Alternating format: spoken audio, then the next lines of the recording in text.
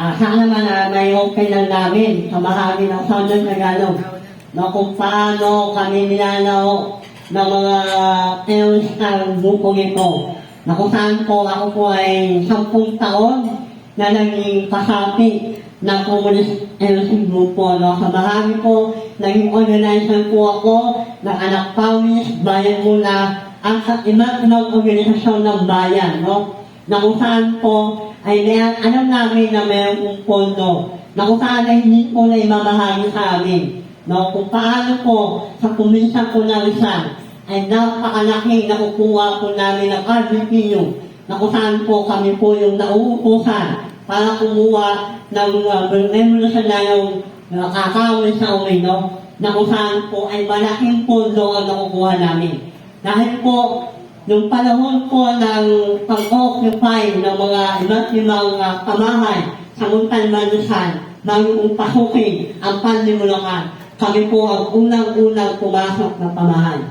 Ngayon po, no, pumunta si Raul Manuel at si Rosa na sinasabi nila na ang mga bayan po ng 1K2 Kasingan ay hindi mga kasapi na komunista. Ngunit ako po ang nagbuo nito. No? Nung ako ay humalag sa kanila, hindi po nila sinabi sa kabayan na sila ay kapok ng mga terorista nito.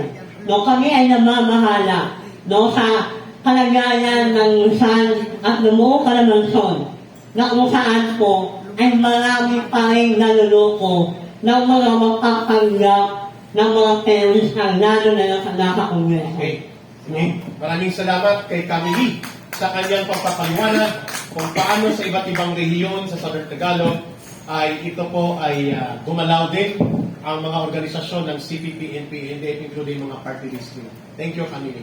Sa SMNI po, sa inyong tanong. Sir, good afternoon. Sir, may mga nakakausap ako ng mga general, mga official sa mga infantry division. Sinasabi nila na yung labanan wala na sa kabundukan dahil mga humina na yung mga grupong, yung itong mga NPA. Ang problema lang nila is yung mga nandito sa syudad, mga kabataan na ginagamit para buwaba, para mag-recruit ng mga kabataan.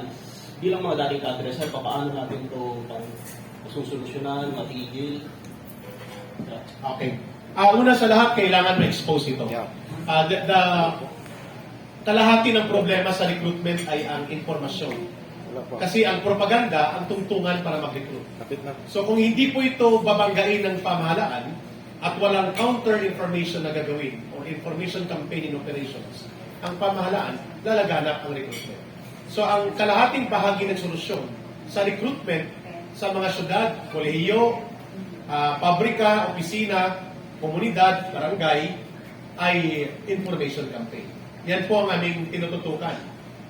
Kailangan pong madurog at maparalisa ang propaganda operations ng CPP, NPA, NA. Pangalawa, kailangan tukuyin ang mga recruiters at mga front organizations at papanagutin sila sa batas.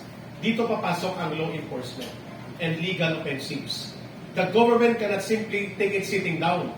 Dahil hindi armado si Raul Manuel o hindi direktang naghahawak ng armas si Raul Manuel ng Kabataan New People's Army Recruiter Party List, si Arlene Brosas ng NPA Lover Party List ng Gabriela, at ang Alliance of Communist Teachers ni Franz Castro, hindi kung wala silang direktang hawak na armas, ay hindi sila pwedeng habulin ng batas.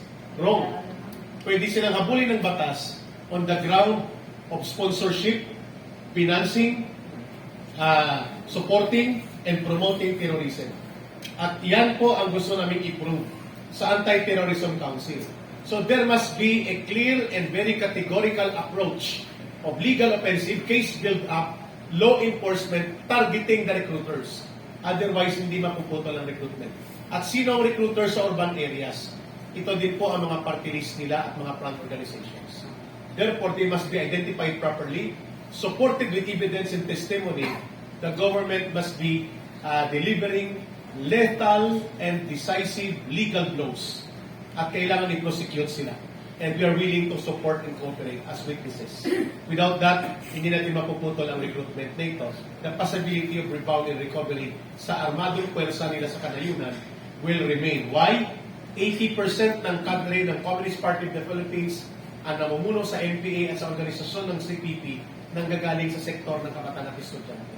At yan ay ginagawa ang recruitment sa schools and universities.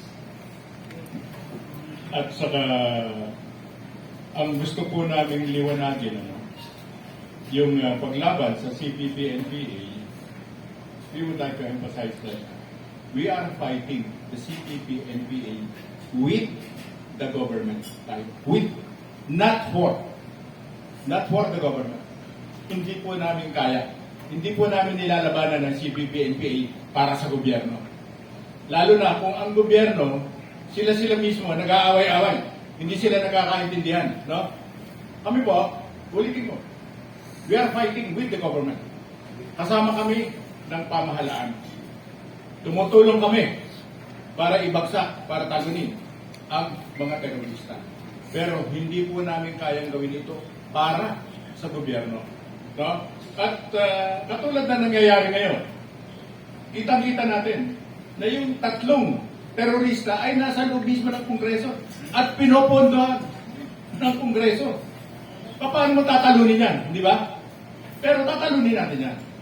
At sabi nga namin, sa darating na eleksyon, dapat wala na kahit na isang so-called Bakabayan party list yan. Matatalo yan. Dahil yung party list na yung pamunahing party list nila bumagsak. Wala na yung bayan mo na, di ba? Yeah, no? At yung kabataan party list na kalusot yan kasi sumakay yan kay Lenny Robredo. Sapagkat si Lenny Robredo ang talaga nagdala. Kumuha siya ng boto, malaki. Marami siyang nalinlang na mga kabataan. No? At yung mga yan, sumakayan. So, kaya nga, tinuulit ko, yung sinasabi ko kanina, pinaliwanag ko kanina, hindi naman yan eh. Yung mga sumasama sa rally, dyan sa mga CPP, hindi ho naman mga komunista yan. Mga nalilin lang yan. Mga nalilin lang yan. So, hindi na ho na yan. I-zero natin yan. At yun ang dapat na maliwanag sa atin. Kasi hindi natin kaya ibagsak, hindi natin maibabagsak ang CPP-NPA para sa gobyerno. Hindi natin kaya. Pero, tinutulungan natin ang gobyerno. Okay? Game. Sir, last lang.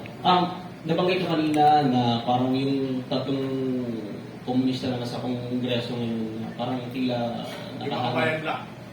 parang, Actually, they are kamatayan party list ang tawag namin sa kanila. parang That is the correct label for them because they bring death and destruction to the country and the people. So the correct terminology for them should be kamatayan black because they are a black that promotes death and destruction of our people in our country. Yes, Brother Alvin. nabanggit kanina na parang nabibigyan sila ng platform ngayon. Sa tingin niyo, pag nagtutuloy-tuloy ito, anong mangyayari, sir, sa ating bansa? Ay, lulutuin natin ang sarili natin sa sariling mantika natin.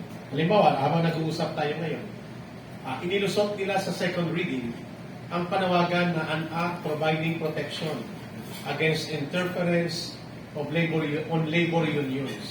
Pero nakalagay sa isang provision na created ng CPP na uri ng batas na bawal daw i-identify ang mga labor unions and mga labor activities na related sa communist infiltration.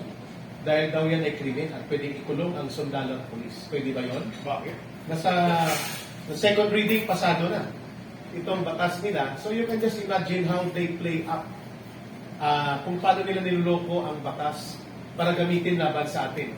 May tinatawag sila na bawal mag-backwit ang mga magsasaka at katutubo pag may military operation. At sapagkat pag nangyari yan, kakasuhan nila ang mga battalion commander at mga company commander.